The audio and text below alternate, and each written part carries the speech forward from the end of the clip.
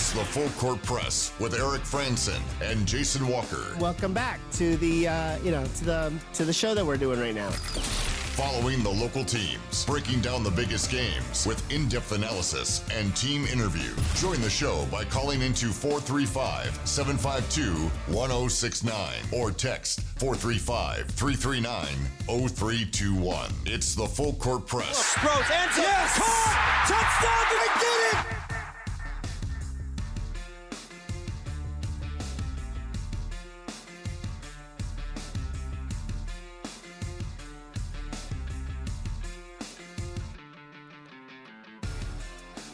Good afternoon, everybody. Welcome on in. Eric Frandsen, Jason Walker, 5 o'clock hour here on 106.9 FM, 1390 AM, The Fan.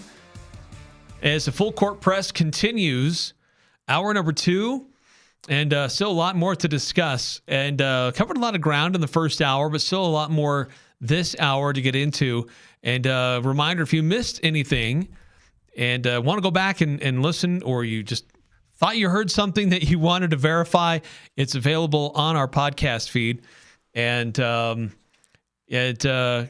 continuing to talk about what's going on here on 106.9 FM, 1390 AM, The Fan.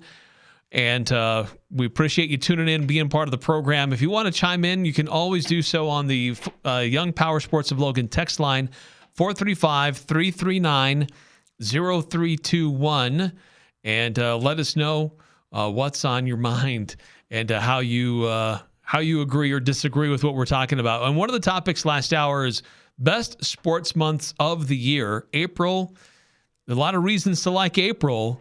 There were some votes for October and September. There was some votes for January as well. So what would be your best sports month of the year and why? 435-339-0321.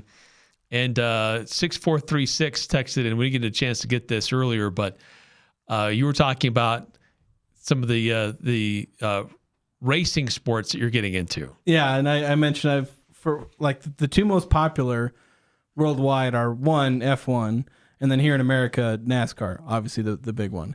And for some reason, I'm more into wanted to watch IndyCar a little bit more.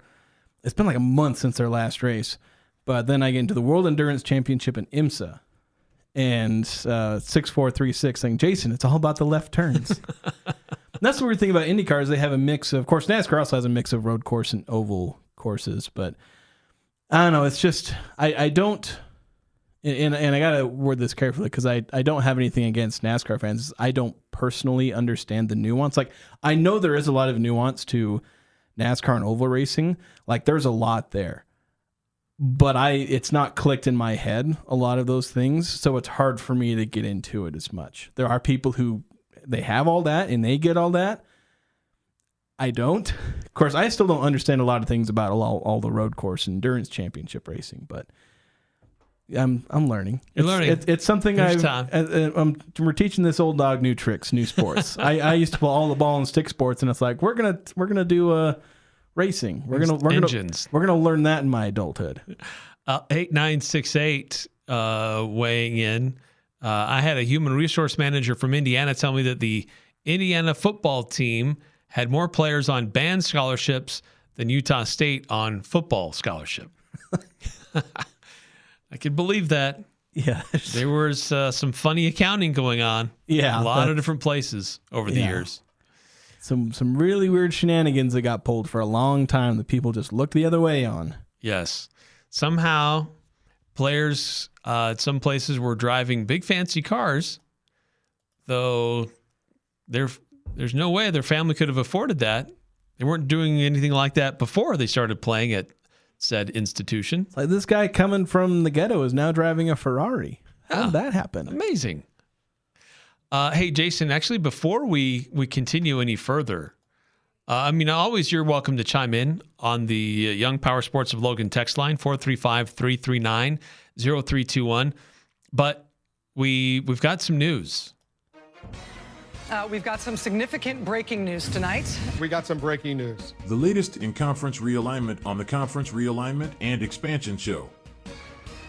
Because that's what we're all about. Yeah. Trying to get the latest. That's all we talk about.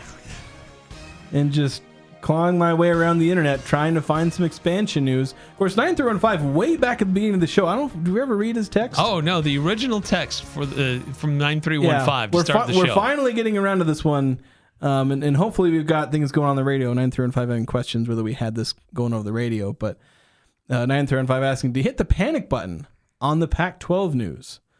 Well, that's one interesting thing where I happened across, in a roundabout way, something from... So Jason Puckett, I gotta be really careful how I say that, who runs website and podcasts, Puck Sports. He had John Canzano, who's made a career riding up and down the West Coast. Mm-hmm. And he's supposedly got an ear on what's going on in the Pac-12 and the negotiations there. And so he was on this daily puck drop, is where I found. You can find on Jason Puckett's YouTube channel with the one bearing his name, and just talking about Texas State, UNLV. What's kind of the status of these two teams maybe ending up in the Pac-12? I view Texas State as a fallback. So I still think the plan for the Pac-12 is to go after UNLV, see if they can get them. Now, we know that, they got about 40, 45 days left to possibly negotiate a settlement with the Mountain West. And so I'm kind of wondering how much of the Pac-12's pause here is about running out that ground ball and seeing if UNLV has got the appetite for a little risk and a jump. And because, that's the school that makes sense geographically. This is what doesn't make sense to me. UNLV does make sense geographically. It makes great sense. Where they're located, their metro, their facilities. History isn't quite there, but they're making some improvement. They're making investments in personnel to improve. Yeah, and you've got an in for Las Vegas for things like media days and hosting basketball tournaments. Yeah, all that stuff. Yeah, right. There's a lot that makes sense for UNLV. But what doesn't make sense in this argument is that the Mountain West locked them down with their grant of rights. Like, they do not have anything to weasel out of. They're locked in with everybody else in the Mountain West for several more years. It's not like UNLV can be on the fence here deciding whether they want to stay or not and just trying to woo them away with here's what you're going to get if you come here versus if you stay there. There is no negotiation that can happen. That's what I don't understand with this point of view. Could UNLV end up in the Pac-12? Maybe, but it's not for another 5 or 6 years where that could happen unless there's something that they could claim to say, you know what, the Mountain West, you can't give us the money you promised us because you're not getting as much from the Pac-12 as you originally thought. Maybe there's an angle there with this negotiated mediation that's going on between the two conferences. Other than that, I don't see how anybody can still be thinking that there's some opportunity for UNLV to still turn on the Mountain West to come join the Pac-12 by 2026. Yeah, and Canzano, he's been putting out a lot of stuff, and I don't know how much to put as far as, how reliable is the stuff he's putting out there. I don't know where he lands on the spectrum of, guy who just makes up his sources. I'm not going to name names, but there's a guy in Utah who does that. And then there's, your Adrian Wojnarowski, where it's like if he says it, it's done. Right. I don't know where he lies on that scale, but he's been saying the Pac-12 and UNLV. I didn't include everything that he said there.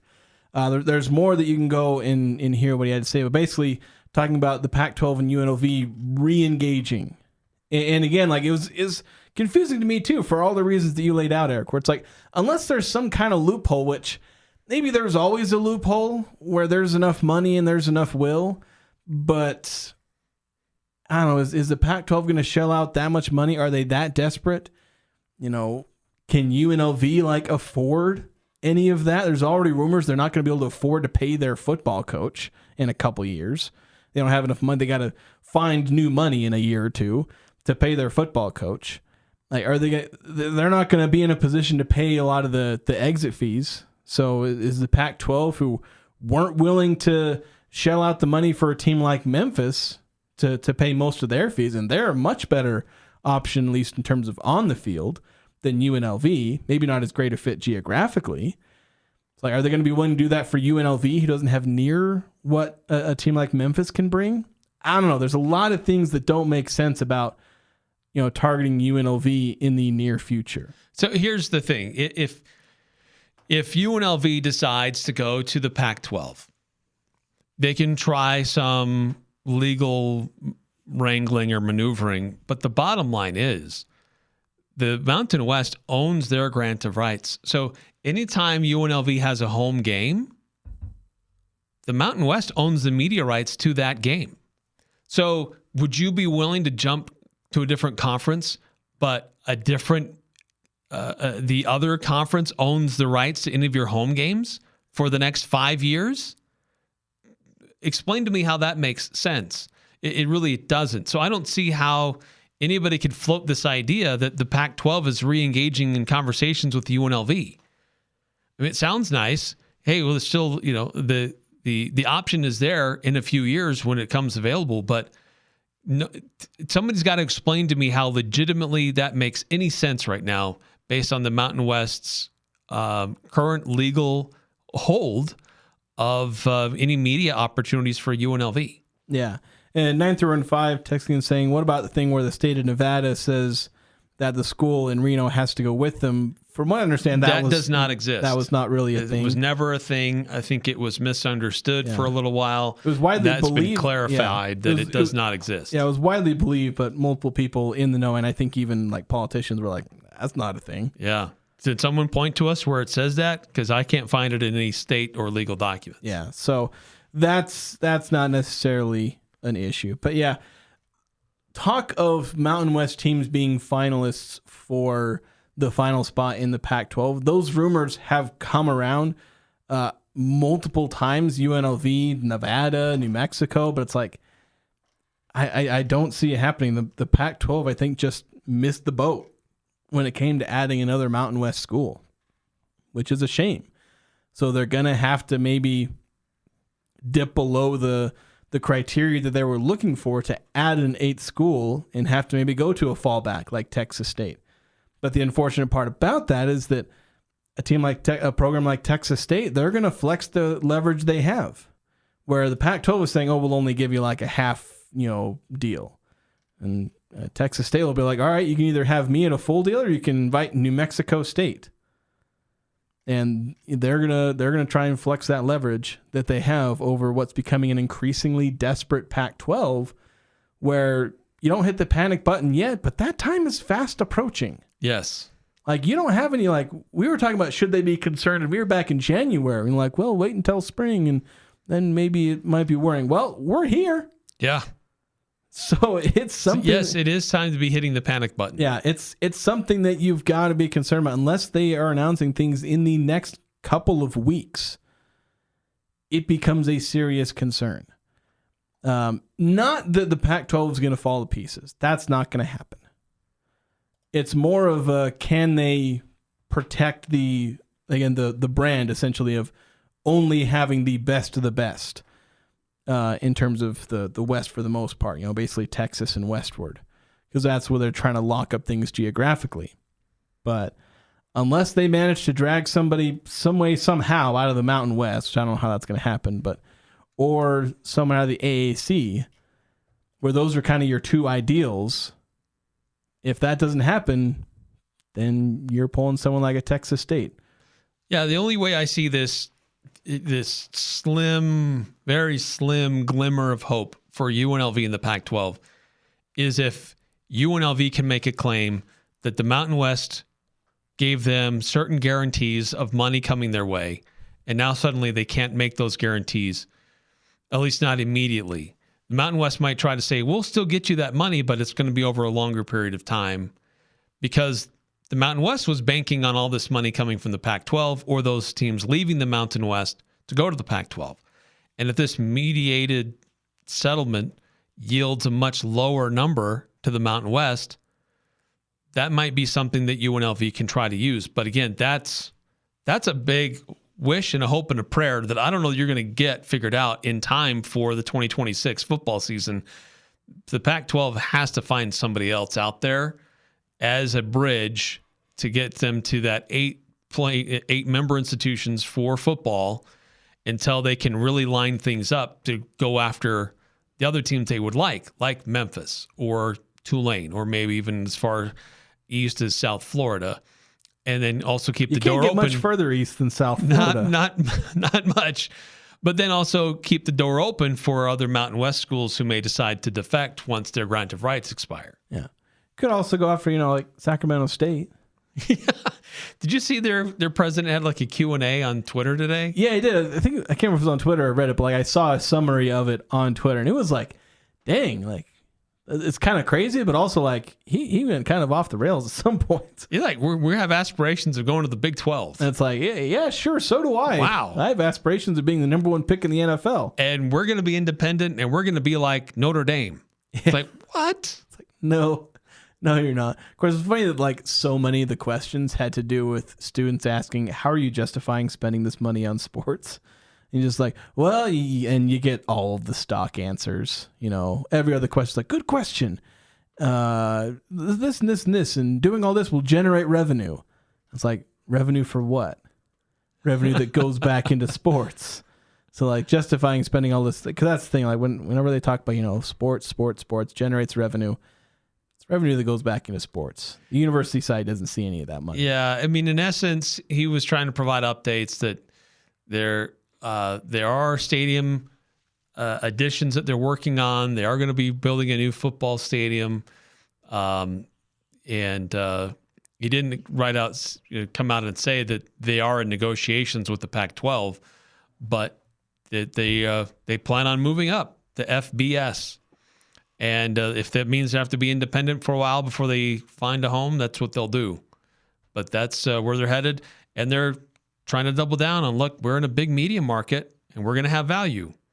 But as we've seen with San Jose, just because you're in a big media market, if you're not relevant, nobody cares. Yeah, it's going to be really tough for them. And mind you, they're probably going to look to the Mountain West and the Pac-12 for scheduling. So I think you're going to see a lot of non-conference games against them, but like it'll be tough for them to get those late, November, late October games when everyone's in the meat of their conference schedule. And while the Mountain West was willing to throw a bone to BYU while they were independent, and while most anybody's willing to put Notre Dame on their schedule, for any number of reasons, because of the prestige of Notre Dame, like who in October is going to be like, all right, we'll play Sacramento State.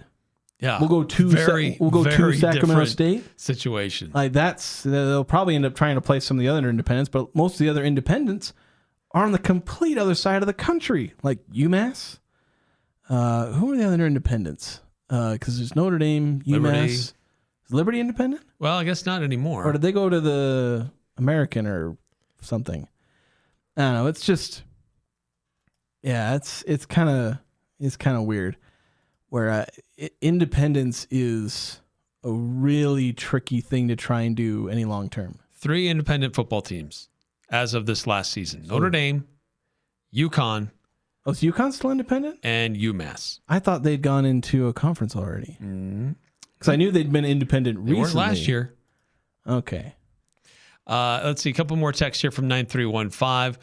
Was there not a team that bought their way into a P5 conference? They just took no shares of revenue for a few years?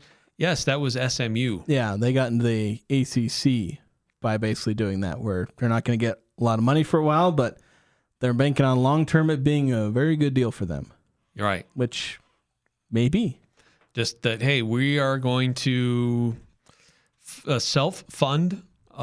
We don't need the shares from the conference. We don't need the revenue distribution from the conference. We'll take care of it ourselves. We just want to be in your pool. We just want to swim with you guys. We'll take care of it on our own, and then later in the future, down the line, we'll be in a spot where we can be partners.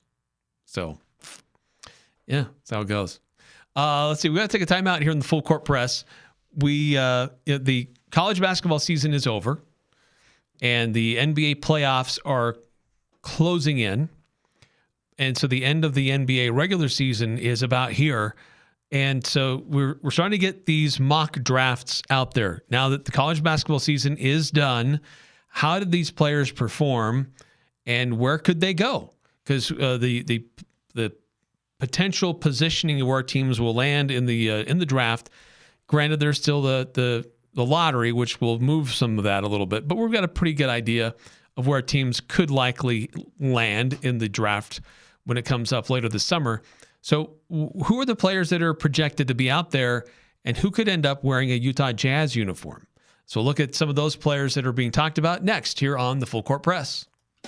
Do you have a fireplace or stove that isn't working right? Why wait until next winter to get it fixed? Get ahead of the game and get your fireplace or stove serviced now by Advanced Fireplace and Stove. They service everything from Quadra-Fire pellet stoves to heat and glow fireplaces. Get a 20% discount on your next service and labor when you mention this ad. Call 752-7272 or go to advancedfireplaceandstove.com. Advanced Fireplace and Stove, where comfort is their business. This is Ryan at My Mattress. Let's celebrate teachers. Is there any group that deserves good sleep more than good teachers? Let's reward them by giving away $10,000 worth of Purple and Tempur-Pedic mattresses and pillows and gel seats. Go to My Mattress Facebook, Instagram, or Twitter and leave a comment about who you're nominating and why, how they inspired you or how they helped you love that subject in school. Nominations are open now through April 20th. Isn't it time for teachers to sleep exceptionally? Only at My Mattress. Need a reliable partner for your medical needs? Look no further than Triton Medical and Transportation. We offer top quality medical soft goods right here in your community. From incontinence supplies and oxygen needs to medical transportation. Whatever you need to stay comfortable and healthy, we've got you covered. Trust Triton Medical and Transportation, caring for our community with every step, every mile. Call us today at 435-557-6687 or visit us online at mytritonsupply.com. Triton Medical and Transportation, because your health matters.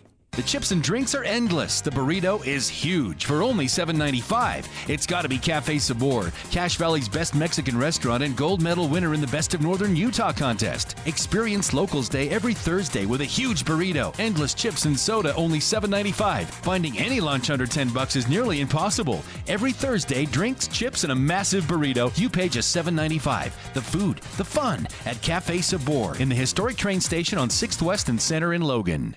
Rely now on a York Affinity Premium Comfort System to keep your home cool and comfortable. The new Affinity systems are smarter and more connected and more efficient than ever before. And you can cut your energy costs by as much as 50%. Call Advanced Heating and Air Conditioning, your local York dealer, to schedule a free system evaluation. Advanced Heating and Air Conditioning showroom is west of DI and online at advancedheating-ac.com. We're not comfortable until you are. Advanced Heating and Air. Talking the sports you care about. The Full Court Press on Sports Talk Radio, 106.9 FM, 1390 AM. The Fan. Young Power Sports of Logan is inviting everyone to Cache Valley's largest Easter egg hunt of the year. It's coming up tomorrow from 10 a.m. to noon. There'll be 4 different age groups. There'll be tons of prizes, lots of candy. And you want to hunt for that golden egg hidden in each hunt. $250 for that golden egg if you find it. There'll also be face painting, music. There'll be food trucks on hand. It's a lot going on. Fun for the whole family. 10 a.m. to noon at Young Power Sports of Logan. Couple of texts coming through on the Young Power Sports of Logan text line. 6436. Send us a nice long text. Just kind of the experience of being at a NASCAR race, just the sights, the smells, the sounds, and how exciting that is, and contrasting that to an Indy 500 event. Yeah, and I appreciate the insight. I really do, because that's something like from what he's saying and from what I've heard from others, there is, like a lot of sports, is just different live. Yeah. Oh, yeah. And I'm hoping someday to get to a live race event. I got to figure out which one. I got to figure out one that works geographically. Because the problem is, as far as motorsports, we're in a bit of a desert. Because there's stuff in California, like Laguna Seca is one course that I've always kind of wanted to go to, or hasn't always wanted to go to, like the last year and a half. But like some of the iconic courses are over, Indianapolis, Florida, because you got Daytona down there, and it's like they're forever and a day away. All the good ones. Yeah. They used to do stuff down at the Utah Motorsports Park, but these days they run kind of some low-level racing. I've thought about going down there just because cheap, geographic. Yeah. But finding some. But yeah, There's some races in Vegas. Yeah, so I guess I go, well, heavens, I'm not going to the F1 race. That's in like November. Yeah, it's expensive as heck. And at night.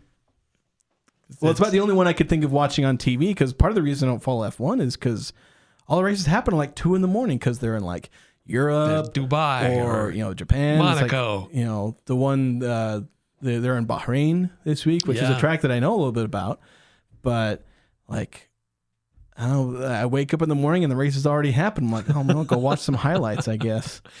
Also, there was another part of 6436. On another note, any insight into USU's football spring training? Will Coach M ever open up to the general public? And he's done an interview. He did an interview with us.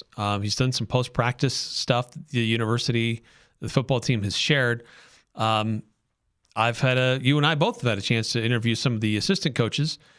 But they are trying to be kind of tight-lipped just because that spring portal window opens next week. Yeah, they're being about as secretive as they can be, with some pretty notable justification. But yeah, it is kind of, I think, frustrating to the fan base, and again, it's a frustrating in a way that the fan base, I don't think, is mad at Utah State for. It's just frustration that this kind of has to be, that we don't get to know anything about the football team. Like, we don't get to go watch spring practice like we've normally been able to. We get to talk to the coaches, but it's a lot of coach speak, and there's only so much that you can kind of parse out of those interviews, as much as we try and dig a few things out of them. So spring ball is going to be really tight-lipped. But I think once the spring window ends, and I know at that point spring ball is going to be over already, but I think at that point you're going to see a lot more, and especially once fall camp rolls around, I think they're going to try and make up as much as they can, and do it real quickly. They'll probably try and have open practices if they're able to, open scrimmages, things like that, to try and get that fan engagement that they've just lost, that they gave up. They traded fan engagement and community connection for security with the transfer portal, which they may or may not get. We're about to find out if this gamble works. If they still lose 10, 15 players in the portal, then it is all for nothing. Yeah. So spring portal for football opens next week and goes through, what is it, the 25th? It's the 15th to the 20th. I wrote it down on here. 16th through the 25th. 16th through the 25th. Okay, I was thinking 15th to the 26th, and it was... We're close. Move the 5 and the 6 around. 9315 texting in, if Sacramento State really has all that money, could they not approach the Pac with that kind of a deal, with the Pac running out of time? I think it's a possibility. I think the problem is, I feel like a lot of the money they say they have is more of the pledge pledges than the actual have money in the bank. It's a lot of money that isn't actual real liquid cash. Right, because if they had the money they claim to have, they'd be able to afford a roster akin to Ohio State. Yeah, and they have ways to go. I know their ambitions are for Pac-12 or even Big 12 apparently, or Big 10 or whatnot, or to be like the Western version of Notre Dame, but. Like, there's a lot that have to change. There's a reason that neither the Mountain West nor the Pac-12 have paid any attention to the overtures that Sacramento State is making. It's because it just doesn't land. It doesn't have any weight behind it. Where's the evidence? It's a lot of hot air. Yeah. Now, if they walk in and they hire a big-time coach, of course, didn't they hire Mike Bibby or something like that? Yeah. I don't know if I call him a big-time coach, but he's a recognizable name. He's a recognizable name. But that's pretty much the most they can get. So, and their biggest recruit in basketball was Jeremiah Cherry. Their basketball team just went like 5-27 or something like that. Their football team, who in the FCS, which their president called JV, they won like 3 or 4 games in football. So they're talking a lot of game. And they're not backing it up with anything other than we're in a good market and we have a bunch of money pledged to NIL. If those were the only 2 things that you needed, then all San Jose State would need is some billionaire, and they'd be the next Ohio State. Or San Diego State would be the next Gonzaga already. And there's a bunch of billionaires walking around that area. Yeah. So Silicon Valley and San Jose, but yeah, so there's again, there's a reason Sacramento State is going independent in FBS rather than getting an invite from the Mountain West, who invited a UTEP into their conference. Yeah. Let's see. The NBA draft is certainly not that far away, but what makes it more interesting to talk about it now is that the college basketball season has now concluded. And so it's a good time while these players are fresh on our minds, where we kind of remember who they are. Where could they end up? Now, there's going to be a lot that'll change between now and the ultimate draft, because these there'll be player workouts, there'll be a combine, and sometimes a player looks nice at one place, but when you stack him against somebody else at a higher level or just at a different level, then you really see what they're really all about. So a lot of different publications out there are starting to put together their mock drafts. And in, let's see, all but 2 that I saw, and I looked at, 1, 2, 3, 4, 5, 6, 7, 8 different mock drafts out there that I could find that were more current. All but 2 had the Jazz picking number 1. On3 and Fox Sports had the Jazz picking number 2. And so in each case, for the number 1 pick, Utah landed Cooper Flagg. And everybody's suggesting that Cooper Flagg is going to be the number 1 overall pick. And right now, the Utah Jazz appear to be the team that would take him first. Yeah, there's basically no debate as to who the number 1 overall pick is. It's Cooper Flagg, and that's that. Yes. Dude proved it this year. He was the consensus number 1 pick going into the college season. He's maybe even more the consensus pick coming out of the college season. National Player of the Year, absolutely brought it the entire season, both sides of the court, scoring at a high rate, an efficient rate, rebounding, passing, great defense with a shot blocking, rim protection edge, as well as a 6'9" forward. He's the kind of player that everyone wants. He's not really the uber athlete that you like to see out of players, but he's a good athlete at 6'9" and has all the skills you want already. He's not one of these, I call them Minnesota wings for a really complicated reason, but these guys that are just these super athletic 6'7" guys, but they're not really skilled. And you think, well, we'll fix them eventually. And then they turn out to not be anybody. Cooper Flagg's not that.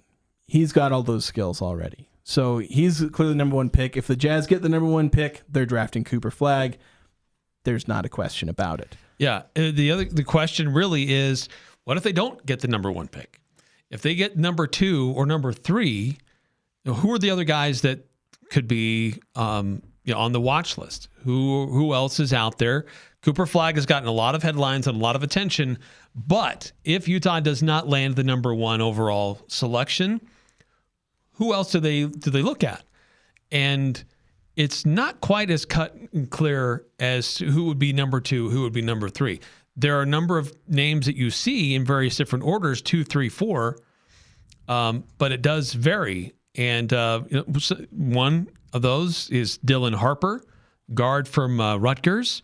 Another one is Ace Bailey, the forward from Rutgers. Yeah, it's weird that Rutgers has 2 top 5 picks likely, and I don't even remember their basketball team. They just had 2 lottery. They didn't make the tournament. Yeah, they just had these 2 high level, NBA prospects, but they just didn't actually manage to make a winning team out of that.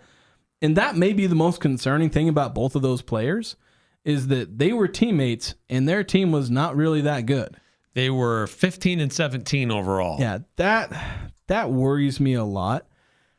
Despite the fact that I think there's a lot to like about both of those players. Like Dylan Harper, he's like a potential kind of jumbo point guard, 6'6" point guard. He's in that range where, the league is run by wings, guys in the 6'6" to 6'10" range, unless you're a crazy athletic freak, in which case you get the Victor Wembanyama's, the Giannis's, where they're like 6'11", 7 foot plus. But typically you're going to see these stars in the 6'6" to 6'10" range, and your LeBron James 6'8", Kobe Bryant, Michael Jordan, both in the 6'6" range. And so that's where you want to see a guy. And so he's got that height and length to be that, but he's also a bit of a playmaker. Averaging 4 assists per game at the college level is not nothing. It's tricky to get to that mark in the college range. And he's got 1.5 steals per game. Yeah, 1.5 steals per game. And decent efficiency, almost 50% from the field. 33% from three is a little shaky, but it's something that it's not bad, and it's something he can certainly improve on. And he's still young. So there is a baseline of skill there. And he's got some of the size and length and athleticism that you really like to see. Ace Bailey is, he's the bigger version where he's not really much of a playmaker. He comes in as a 6'10". Ideally, you'd see him as a small forward type, but didn't show as much like playmaking. But this is a guy who at 6'10", is a scorer, shot 34, almost 35% from three on pretty high volume, good rebounder. So you like what you see there, the ability for him to either be a small forward, power forward, someone you could you look at the Jazz lineup where they've got Lauri Markkanen. You throw him in there and it's like, one of you is playing small forward and one of you is playing power forward. I don't care which, but they can both play both. Versatile enough to do either. And so he could fit into that. Obviously, there's a lot more to like about Cooper Flagg, but if the Jazz fall in the top 3, I'm pretty confident they're going to come away with somebody that I think they can be happy about and that can be a high-level player. The trick is if they fall outside of that top 3, because that's where for one, you're obviously falling and there's reasons that guys in the 4 to 5 range aren't considered the top pick because you're just losing more and more potential, at least what we think is potential, because there's guys that get drafted at 4 through 7 that end up being the best players in the world. Steph Curry was drafted like 7, but there's a lot of people who like VJ Edgecombe out of Baylor. And I kind of see it, but we just literally came out of the experiment where we had a 6'1" Donovan Mitchell, and VJ Edgecombe is just Donovan Mitchell again. And we gave up on that because Donovan Mitchell couldn't lead the Jazz. I've got Edgecombe at 6'5". I've seen him at 6'5", but the other ones a lot of the ones I've seen have him more accurate at 6'3". If he is 6'5", maybe I don't know. Like I said, I've seen the 6'5", but others I've seen say 6'3". So I'm trying to figure out exactly what his height is, but I don't know. I'm not as big on VJ Edgecombe, where I get really worried if the Jazz fall out of the top 3. Yeah, because then there are other guys like Derek Queen, who made that great last-second shot for Maryland in the tournament. And, he's a 6'10", 246-pound power forward out of originally from Baltimore area, playing for Maryland. So, yeah, there are other players that are nice players, but I don't know that they're like franchise-altering type players. Yeah, it's like if they're going to be that, they have to outperform their draft stock, which that can happen. There are guys that get drafted 4th, 5th, 6th that end up being the best players in their draft. It's happened before. It'll happen again. Could very well happen in this draft. But when you see a guy like Cooper Flagg, you really want him on your team. And that's why the Jazz are trying so hard. It's also why they're considering, having this be a 2-year tank, because you got DeBonsa. Did I finally say his name right? Yeah, there you go. Okay. You got the Boozer twins. Yeah, the Boozer twins. Those are all guys where that could be you could have 2 or 3 franchise-altering players, where there's the one, Cooper Flagg. There could be a couple of them, which you don't get those kind of drafts very often, where there's multiple potential franchise-changing guys. Because from what I understand, either one or both of Harper and Ace Bailey kind of came a little out of nowhere, where they weren't as expected to be this high, but obviously proved that. So the fact that you have several of those guys already up there for next year's draft is pretty big. And then Utah will get the 22nd, the Minnesota pick.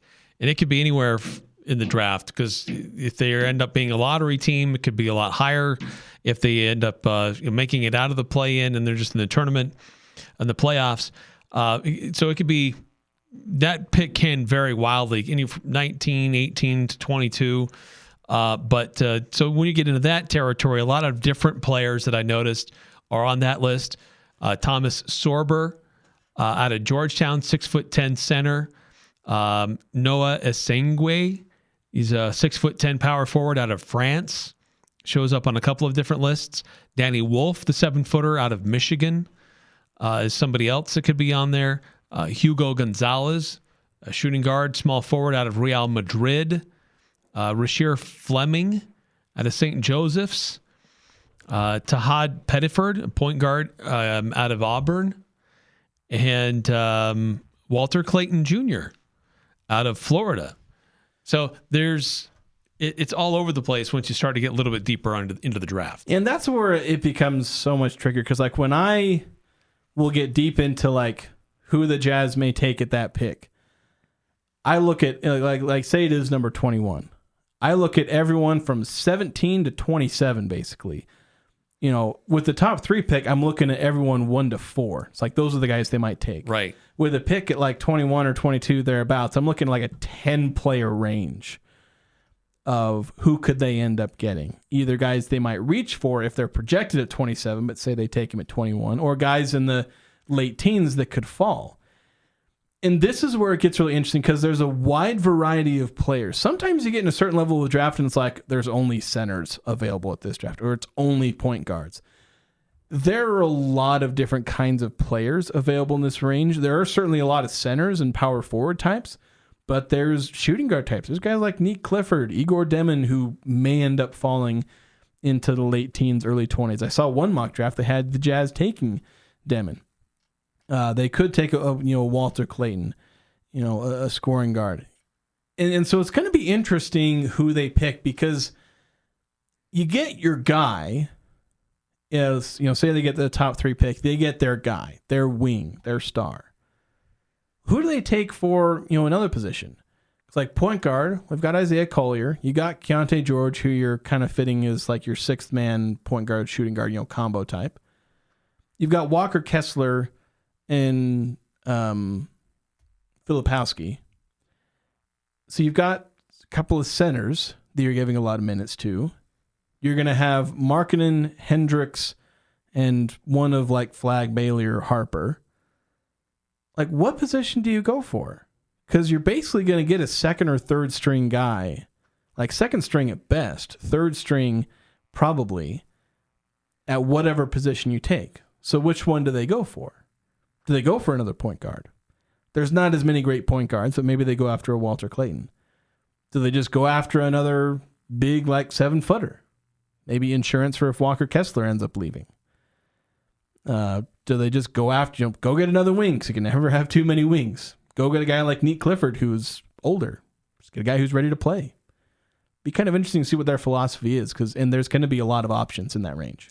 All right, we are overdue for a timeout, but if you want to weigh in, we always love to hear from you. 435-339-0321 on the Young Power Sports of Logan text line. This is Catherine Buse with Cache Valley Bank, and we understand that concerns about fraud can weigh heavily on you. Your peace of mind is important to us. That's why we're committed to looking out for you and your family. Our team keeps a vigilant eye on your account. If you ever have concerns or need support, we're just a call or visit away. Whether you need advice or just someone to talk to, our friendly staff is ready to help. We're more than just a bank. We're your neighbors and we care about your security. Visit your local branch today. Cache Valley Bank, member FDIC. Aggie fans, the blue and white sale is back at Locker 42 with new discounts every week on the coolest Aggie apparel. This week, all winter apparel is 30% off. Coats, jackets, beanies, scarves, gloves, all 30% off except for Nike. Show your Aggie pride loud, proud, and now for less. 30% off winter apparel this week only. Shop the blue and white sale at Locker 42. Locker 42 at 42 South Main and Logan, where Aggie spirit lives. Spring. It's time to get those old rusted vehicles moved. Call DD Auto and Salvage and get paid for moving that old rusted out junk vehicle. DD Auto and Salvage makes it easy and fast, paying you the most money possible. Pickup is available. DD Auto and Salvage in Logan wants to pay you today. Call 787-1204. That's 787-1204 today. See store for details. Hi, this is Robbie with LSS Insurance. If you're about to turn 65, the Medicare phone calls, mailers, and emails can be unreal. Out-of-market telemarketers simply do not understand Utah, Idaho, or your individual situation. We have real answers and real solutions with local help. At LSS Insurance, we are your health insurance specialists. Call us 752-9493. Having local help makes all the difference, and there's no cost to you. Call 752-9493 or visit LSSINS.com. It doesn't matter who you root for. The Full Court Press has all the high school sports covered. The Full Court Press. Connect with us on Facebook, Twitter, and online at 1069thefan.com.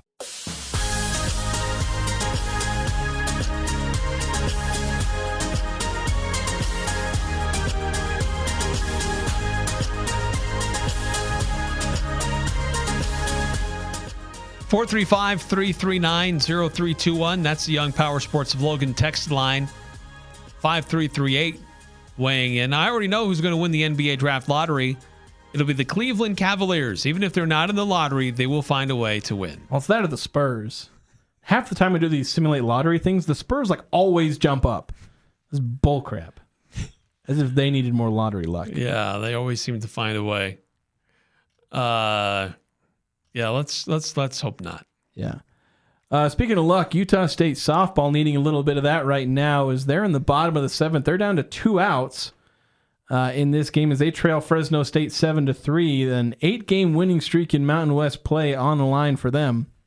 As they're actually tied for first with, I think, Nevada at the top of the Mountain West standings. They're 8-2 in Mountain West play, although 2 outs away from going to 8-3. So they need 4 runs here in the bottom of the seventh. But they got 2 more games against Fresno State, who Fresno State's one of the other top teams in the Mountain West. The big thing for Utah State, though, is this is kind of a prove-it series. They've played the easier side of the Mountain West their last 8 games in Mountain West play.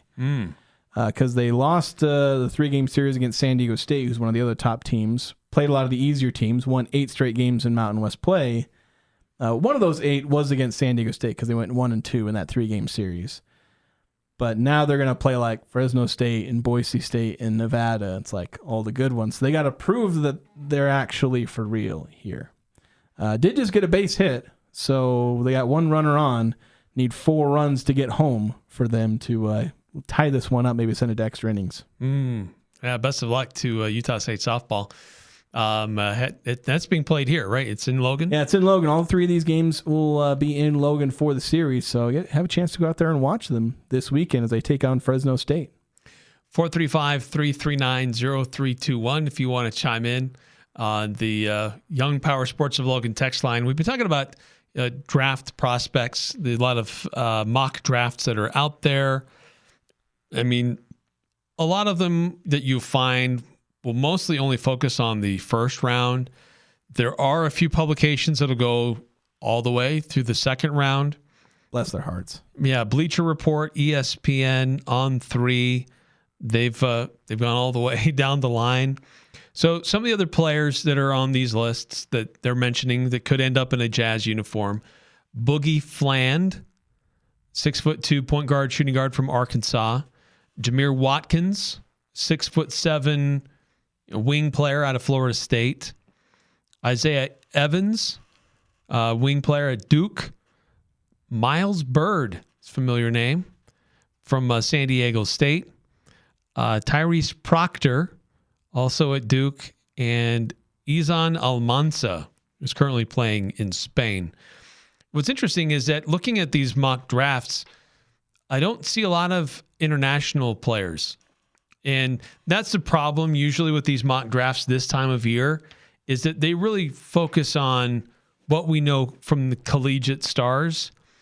As we get closer, then the agents and teams start working out some of these guys. Then these publications start to catch wind of, oh, there are good players who play overseas too. Unless you're a really dynamic player that's catching headlines like Victor Wembanyama last year.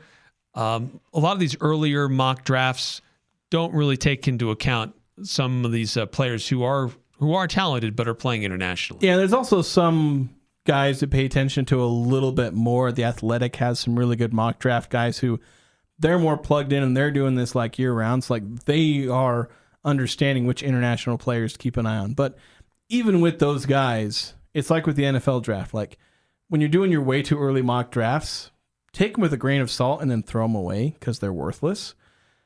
But the closer you get, the more refined they're going to be. And especially once you get into June, where the draft's going to happen in late June, that's where you can be like, okay, these are the guys we're kind of seeing. We're seeing the range a little bit more accurately. And that's where you'll see a lot more of the international players because they will generate that buzz. The mock draft writers will hear all that. But for now, we can get a decent idea for where some of these guys are going to be. All right, got to take another time out here in the Full Court Press. When the weekend concludes, the regular season will also conclude for the NBA.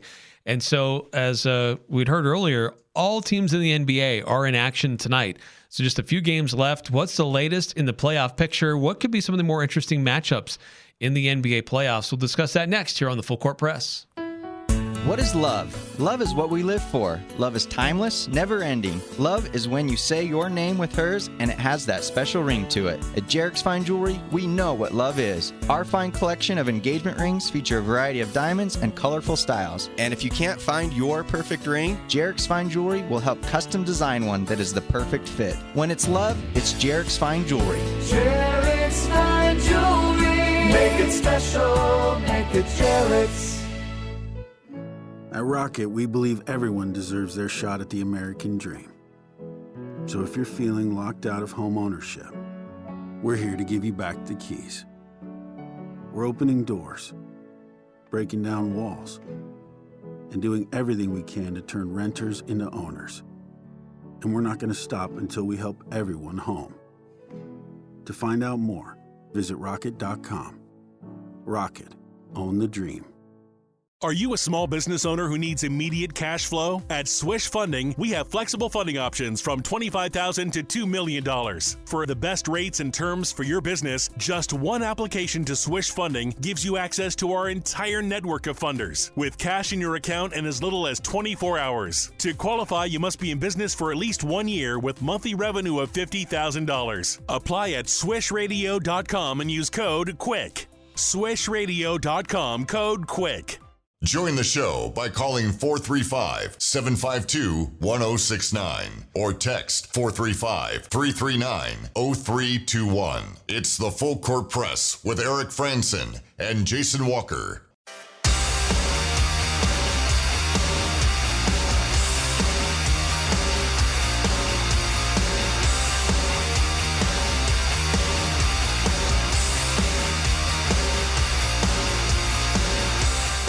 Welcome back to the Full Court Press. Eric Frandsen, Jason Walker.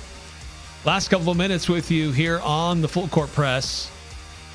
And everybody's in action tonight in the NBA. Utah Jazz taking on the Oklahoma City Thunder.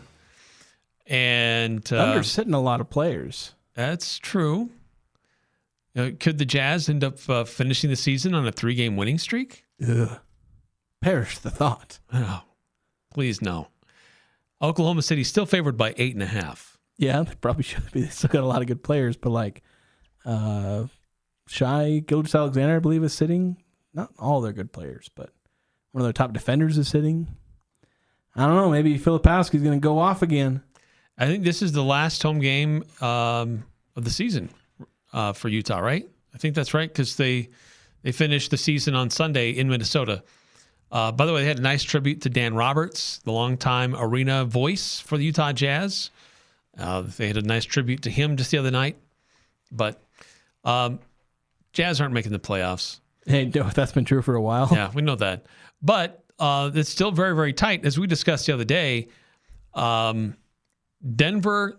and the Clippers, the Nuggets and the Clippers, they're tied with their current record, 48-32, in the 4-5 position. So they're battling for home court advantage. The Lakers only a game ahead of those two teams, so they're still very much in play. Golden State and Memphis and Minnesota, they all have the same record going into games tonight.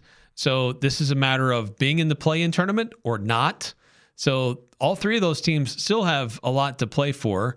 And so, with that being said, I think that is what makes this time of year very interesting in the NBA While some teams may be sitting players and resting them, there's a good chunk of teams, at least in the Western Conference, they're fighting for playoff positioning. Minnesota could still end up in the play-in tournament or as the number 3 or number 4 team in the West. Yeah, so there's a lot of different ways these guys can go. I was kind of looking through these and being like, what matchups do I want to see?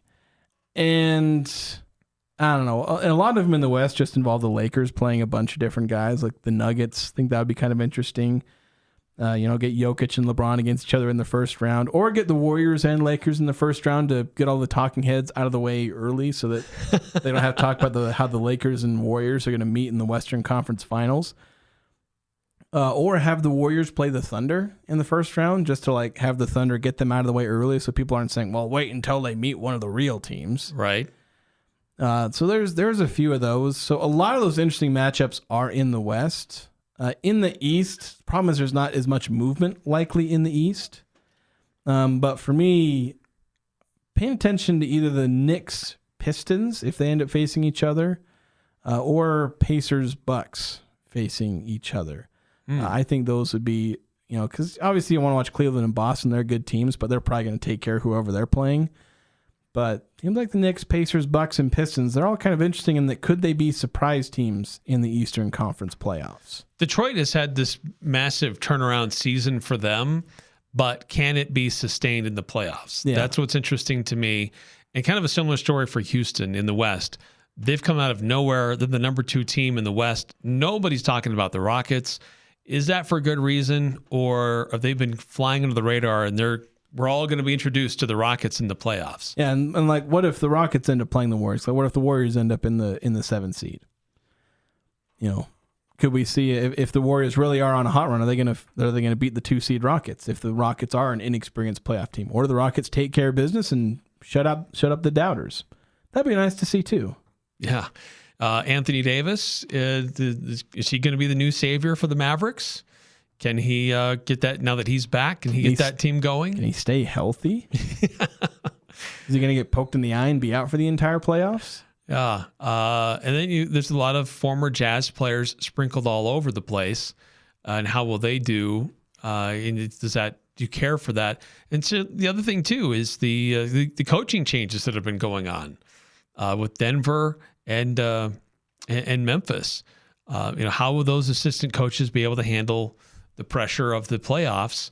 And will those teams rally and come together and still have a good run behind them? That's my other favorite first round potential matchup is for Denver and Memphis to play each other in the first round. Just because I put in my notes, lol. No other notes on why that series excites me. Just lol. Yeah. Just for chaos. Just for chaos. I root for chaos because that's what I do. There's a lot of playoff positioning still to be determined within the next few days as the NBA season winds down and concludes on Sunday. Utah Jazz, they do play tonight, so we'll have that here on The Fan. And then they do play on Sunday afternoon as well in Minnesota, and we'll have both of those games here on 106.9 FM, 1390 AM, The Fan. Until then, have a great night, everybody. Have a great weekend. We'll see what happens with the Masters, and we'll see how we did with Pick 6 and trying to predict what would happen this weekend. It was all over the place. A lot of different sports involved in our Pick 6 for this week. So we'll see and tally it all together back on Monday when we rejoin. And hopefully we have any more news with the Pac-12 as well. So we'll continue to keep an eye on that and any transfer portal stuff for Utah State. Until then, have a great weekend, everybody. You asked, begged, and even pleaded, and the heavens heard you. KLGN Logan, 106.9